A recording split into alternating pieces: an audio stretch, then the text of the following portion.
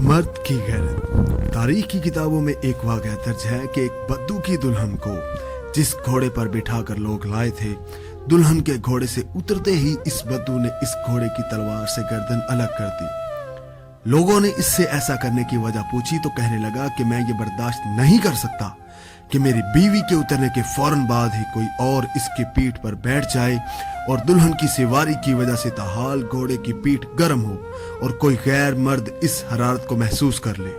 इसी तरह एक और वाकया है कि एक औरत ने अपने शौहर के खिलाफ अदालत में केस दायर किया। केस के जिम्मा मेरे हक महर के 500 दिनार हैं। अदालत ने शौहर को बुलाकर पूछा तो इसने इनकार कर दिया। अदालत ने गवाहों को तलब किया और इनसे गवाही लेते वक्त औरत का चेहरा पहचानने के लिए औरत को नकाब उतारने का कहा।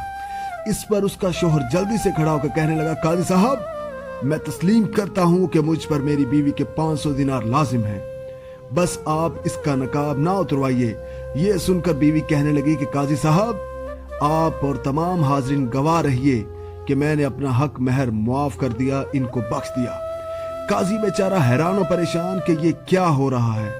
खैर, इन मियाँ बीवी के जाने के बाद काजी ने मुहर्रर से कहा कि इस केस का अलग फाइल बनाओ और नाम लिखो मर्द की गैरत। अलामा इब्न कैम फरमाते हैं कि इंसान के दिल में गैरत होती है और अगर गैरत ना हो तो इस दिल में मोहब्बत हो ही नहीं सकती, और मोहब्बत से खाली दिल में ईमान और दीन कैसे बाकी रह सकते हैं।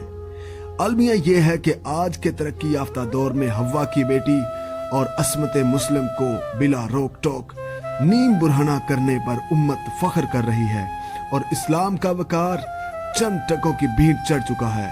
सो मोहब्बत कीजिए, हलाल कीजिए। अल्लाह हाफिज।